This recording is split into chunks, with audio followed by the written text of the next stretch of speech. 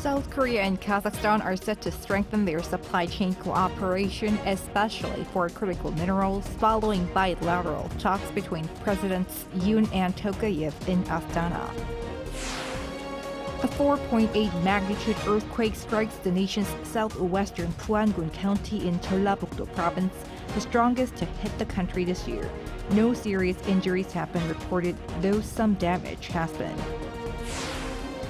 BTS member Jin completed his military service today, the very first among his bandmates to be discharged. Excitement is mounting among his fans, the BTS Army worldwide. It's June 12, 2024. This is Newscenter. Good evening. Thank you for joining us. I'm Yoon Jung-min. President Yoon Suk-yeol wrapped up his summit with Kazakh President Kassym-Jomart Tokayev around an hour and a half ago. Kazakhstan is President Yoon's second stop of his three-nation tour of Central Asia, as he also rolls out a new strategy for the region called the K-Silk Road Initiative. To hear more about the main outcomes of the summit, we connect live with our correspondent Woo Soo-young in Astana. Soo-young, the South Korean and Kazakh leaders held a joint press conference after their summit and a signing session of bilateral deals. What were the main agreements? Good evening, Tongmin. So as you said, the two leaders oversaw the signing of MOUs, 11 MOUs to be exact, following their summit, during which they first discussed energy cooperation with Kazakhstan to continue supplying South Korea with uranium and crude oil, and consider the possibility of increasing uranium supplies. They also agreed to cooperate on power generation, with South Korea seeking to help its firms secure power plant modernization and renewable energy projects in Kazakhstan. Also, as South Korea is in need of critical minerals to back its foremost high-tech industries, such as semiconductors, the two sides struck a deal to foster partnerships across the entire cycle of exploration, mining, and smelting of major minerals, including lithium. They will also provide opportunities for South Korean firms to participate in prioritized fields of development and production of minerals. Further deals will support collaborations on Kazakhstan's national infrastructure projects. The summit also laid the groundwork for future-oriented cooperation through knowledge sharing for development policies and increasing the training and exchanges of talent in science, technology, and ICT. To jointly respond to climate change, Seoul and Astana will cooperate on greenhouse gas reduction projects and forestry as well. People-to-people exchanges was another focal point, with Kazakhstan being home to some 120,000 ethnic Koreans. The two sides agreed to boost exchanges in culture, tourism, education, and sport, and resume direct flights from Astana to Incheon. As they strengthen solidarity on various fronts, Seoul and Astana also discussed regional and global security. They called for the denuclearization of North Korea, deeming it a necessary step for global peace and stability, and urging the regime to cease its provocations. Kazakhstan, with its own history of nuclear disarmament, supported President Yoon's audacious initiative of offering economic benefits for the North denuclearization. And this also comes as the Yoon administration launches its new K-Silk Road Initiative. What is the significance of Seoul's outreach to Central Asian countries?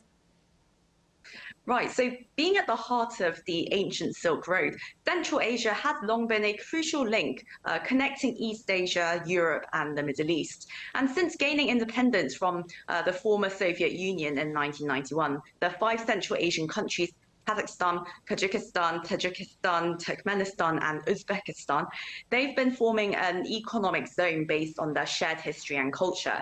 More than 15 times the size of the Korean Peninsula in terms of land, and with a population of 80 million, Central Asia holds significant potential as an emerging consumer market. And of course, its abundance of oil, gas, and critical minerals presents vast opportunities for cooperation, particularly in advanced tech industries.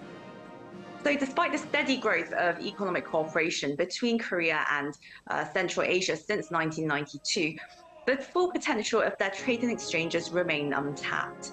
So President Yoon's three-nation tour this week is the first step towards stronger collaboration with these countries, as well as assisting them in development and increasing cultural exchanges, given the surmountable size of the ethnic Korean population across Central Asia.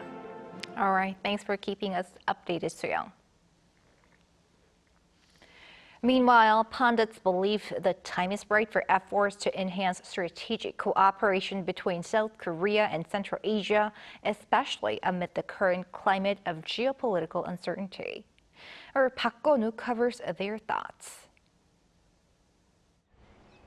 South Korea aims to strengthen its economic cooperation with Central Asian countries that possess rich energy reserves and natural resources.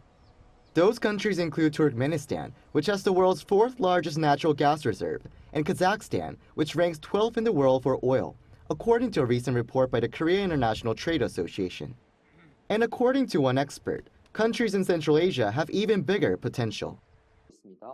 They have abundant minerals including uranium, chromium, titanium, and more. Those countries also have a stable supply chain to export these resources. There are still lots of undiscovered resources in the Caspian Sea, and as the situation in the Middle East is unstable, we need a new stable source of crude oil, and Kazakhstan can be it. The expert added that a growing population and GDP also make Central Asia attractive. Despite this, economic exchanges between South Korea and Central Asia have been comparatively small. According to a recent report by Kita, the value of imports from Central Asia to South Korea came to around $3.6 billion in 2023, down 25.3% on year. The total investment input to countries in Central Asia from Seoul from 1980 through 2023 was $3.8 billion. That's only about 2% of the total investments in the US during the same period. An expert gave his explanation as to why exchanges have been so limited. First of all, geography is a barrier for us because we are not immediate neighbors. And second of all, I think geopolitics is not in our favor because Korea is divided and the Central Asian countries are landlocked and surrounded by countries which are sanctioned by the West. And that's why President Yoon Suk-yeol is currently in Central Asia to strengthen economic relationships with countries there.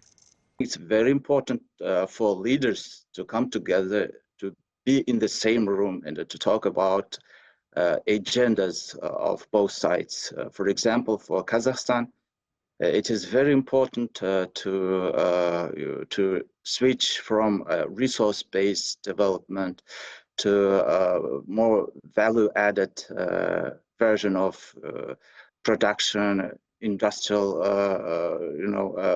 building industrial facilities, etc. Collaboration is the key for both sides to succeed in very important venture because we are living in a very difficult world.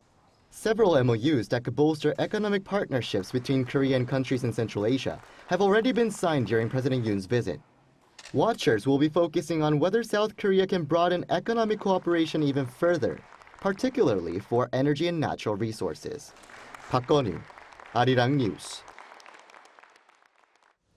This morning, a 4.8 magnitude earthquake struck the county of Buan in Jeollabuk-do Province.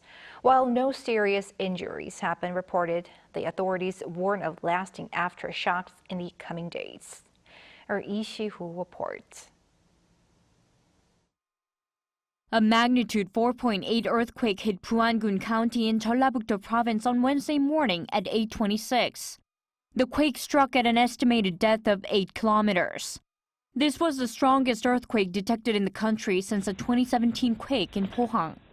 It's also the first time a quake stronger than magnitude 4 has hit the province. At least 12 aftershocks have since been detected. The Korea Meteorological Administration has warned that potential tremors may occur over the next several days. No serious injuries have been reported thus far, but over 290 citizens filed reports about tremors with the fire and emergency authorities. Some reports came from the neighboring Chungcheong-do Province as well as farther north in the capital region.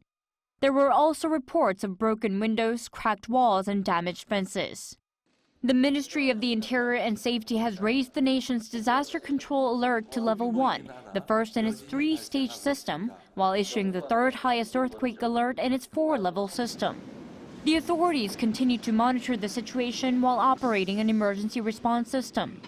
Meanwhile, President Yoon Suk-yeol, currently on a Central Asia tour, has called for a prompt damage assessment and an extensive safety check. Likewise, Prime Minister Han Duck-soo has urged the relevant ministries to remain alert with public safety at the forefront of all response measures. Lee Si-hoo, Arirang News. Mounting animosity here on the Korean peninsula amid North Korea's provocations have led to a rare public display of deterrence by South Korea's Navy. Our defense correspondent Choi Min-jung has more on the SLBM-capable 3,000-ton submarine Ahn Mu.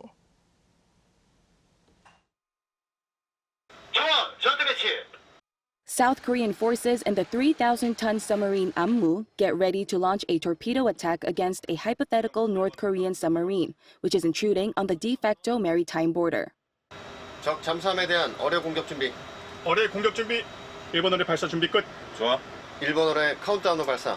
카운트다운 발사. 발사 5초 전. 4, 3, 2, 1. 발사. South Korea's Navy conducted the training on Tuesday with the Ahn Mu in waters off the port city of Busan. The training involves striking an enemy submarine and ship with torpedoes, as well as ground-based enemy targets using submarine-launched ballistic missiles. The drill was aimed at enhancing detection and striking capabilities amid escalating threats from North Korea, especially with continued trash balloon deliveries and missile launches. All crew members of the Ahn Mu are at the highest level of combat readiness. If the enemy provokes us, we will destroy and punish them underwater immediately, strongly, and until the end. The Ahn Mu is a core asset of the South's kill chain preemptive strike system, a pillar of the three-axis defense system designed to deter North Korean attacks. It's armed with torpedoes, mines, and guided missiles, and equipped with vertical launching tubes for SLBMs to strike ground targets. The submarine also features the latest noise reduction technologies and uses an air-independent propulsion system that helps it survive longer underwater. It's the second of 3 Dosan Anchangho-class 3,000-ton submarines, which are capable of carrying 50 crew members. Tuesday's training with the Ahn Mu was the first to be open to the public, involving the Navy's 3,000-ton class submarine. Choi Min-jung, Arirang News.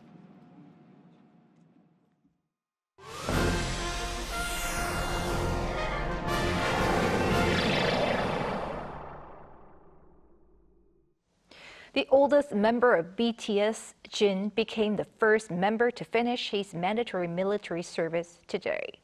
His bandmates, who are still serving in the military, applied for leave to celebrate his discharge from the army. Cha Yun-kyung has more.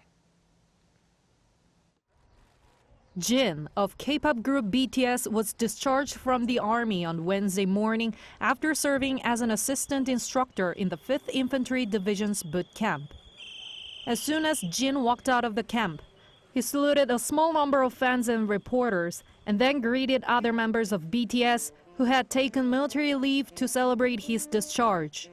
Suga was the only member missing as he's performing alternate service.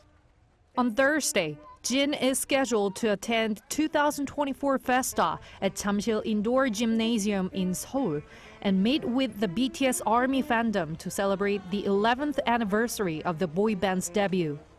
Jin is expected to give out hugs to up to 1,000 fans at the first part of the event, amid other programs for the Army later. Expectations for BTS comeback as a group are growing after Jin completed his military duty. Among other BTS members still serving in the military, J-Hope will be the next to be discharged in October. Cha Yun-kyung, Arirang News. Elsewhere, the World Bank has revised upward its growth projection for the world economy on prospects of steady U.S. market expansion. Kim Bo-kyung has the details.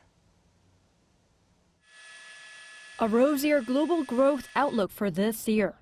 The World Bank has projected the global growth outlook for 2024 to be at 2.6%, expecting the global economy to stabilize for the first time in 3 years.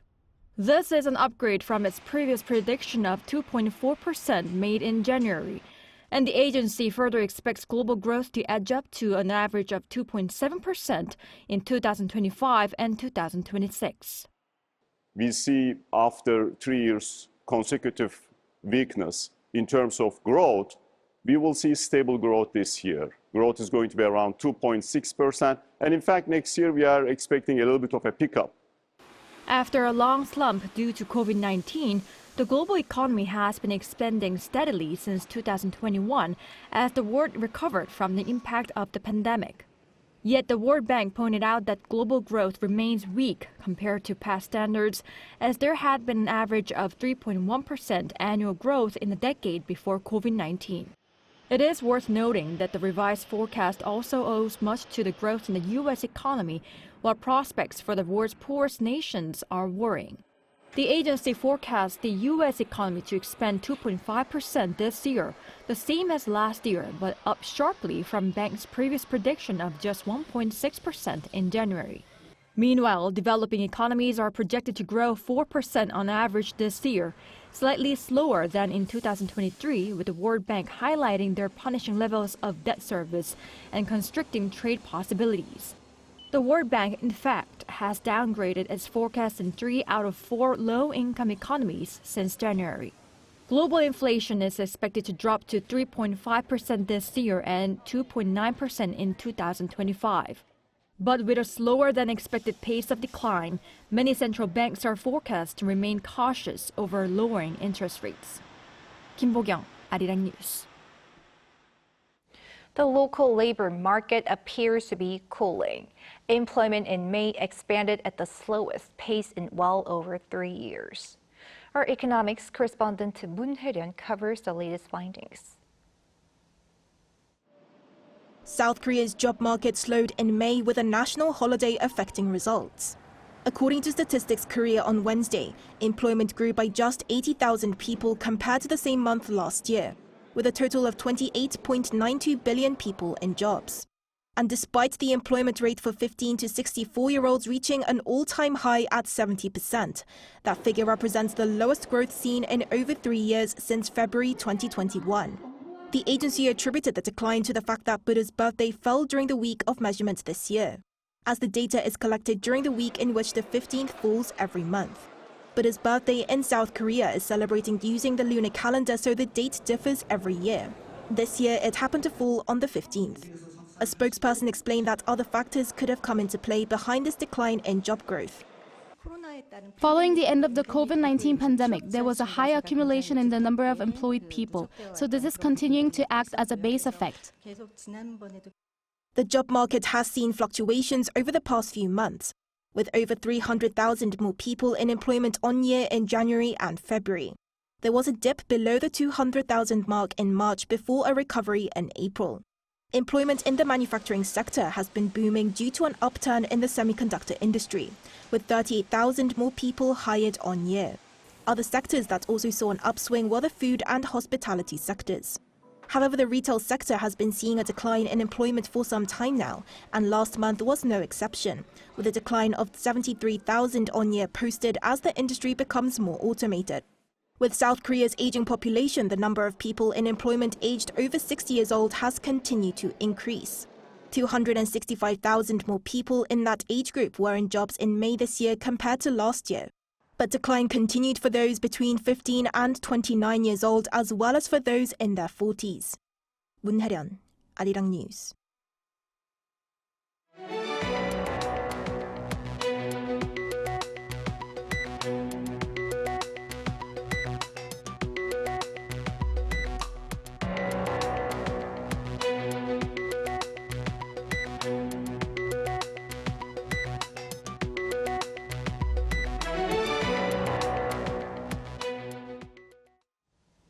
Professors at 40 medical schools across the country are due to decide whether they will join junior doctors for a walkout next week against the government's medical school quota expansion. A meeting held on Wednesday afternoon will decide whether the Medical Professors Association of Korea will take a day off next Tuesday in solidarity with the Korea Medical Association. In a separate move, medical professors at some of the largest university hospitals have decided to take days off. professors at 8 hospitals under the Catholic University of Korea will not be taking patients on the 18th, while professors at Seoul National University and Yonsei University's Severance Hospital divisions voted to hold an indefinite walkout starting next Monday and the 27th, respectively. After unilaterally electing chairs of key committees, the main opposition party held a meeting of the Legislation and Judiciary Committee on Wednesday to push through key legislation. The first meeting of a committee under the 22nd National Assembly put forward a bill for a special investigation into the death of a young Marine last year, which the previous assembly had turned down following a presidential veto. The committee's Democratic Party Deputy Chairman Kim Seung-won stated that he will seek to forward the bill to a plenary session by early July.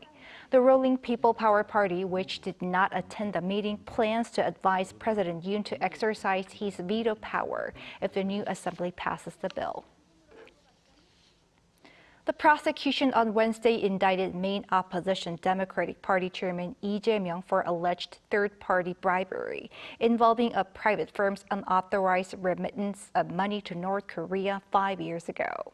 The Suwon District Prosecutor's Office indicted Lee without detention on accusations that he was involved in the illegal transfer of money from the company Sangbangul to North Korea back in 2019 while serving as the governor of Gyeonggi-do Province. Prosecutors allege the firm made the transfer on behalf of Lee and the province. This additional charge puts the DP leader under 4 ongoing trials. In response, Lee called the case a sham, while the DP called it a politically motivated oppression against the opposition. In football, South Korea on Tuesday beat China 1-0 in a qualifier for the 2026 World Cup. Lee Gang-in got the game's only goal. Lee Seung-jae has the highlights. Playing in front of a sold-out crowd at the Seoul World Cup Stadium on Tuesday night, the South Korean national football team faced off against China for their final match of the second round of the Asian qualification for the 2026 World Cup. South Korea had already clinched a spot in the third round, but needed a win to guarantee being one of the top 3 seeds in Asia to avoid facing Japan or Iran in the next round. Despite dominating China in possession, the match was scoreless after the first 45 minutes. However, just past the hour mark, PSG's Lee Gang-in ran onto a loose ball in the penalty area and fired a scorcher past the Chinese goalkeeper, giving South Korea the 1-0 lead and the win. Lee has scored 3 goals in the past 2 matches and 10 in his last 15 internationals. The win for South Korea means they'll remain the 3rd highest-ranked Asian team in the FIFA rankings and avoid Japan and Iran in the 3rd round of qualification. Japan and Iran are currently 18th and 20th in the FIFA ranking, with South Korea coming into Tuesday's match ranked 23rd, but only marginally ahead of Australia in 24th place using FIFA's points-based ranking system. Tuesday night's win helps the Taeguk Warriors keep the 3rd highest ranking in Asia. The June FIFA rankings will be unveiled later this month and will determine the seeding for the 3rd round, where 18 qualifying teams from the 2nd round will be drawn into 3 groups of 6. Lee Seung-jae, Arirang News.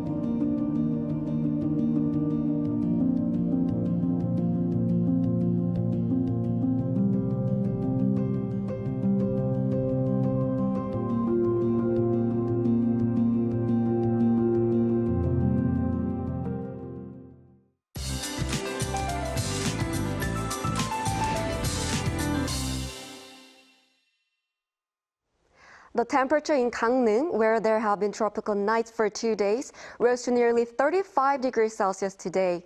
Tomorrow morning, the temperature in Gangneung is forecast to be 24 degrees, so it's possible that there will be another tropical night. As the early heat wave continues, the number of people suffering from heat-related illnesses is increasing rapidly. Please take care of your health. The heat wave will continue until Friday, while the whole country is under clear weather. Tomorrow, the temperature in Seoul is expected to rise to the highest so far this year at 32 degrees, both tomorrow and Friday. Tomorrow will start off at around 20 degrees all over the country. Highs will be topping out at 33 in Chuncheon, Gwangju, and Gyeongju. Daejeon and Daegu, 34 degrees. There will be another rain in the Seoul metropolitan area, Western Gangwon-do Province, and on Jeju Island this coming weekend. That's all for Korea. Here are the weather conditions around the world.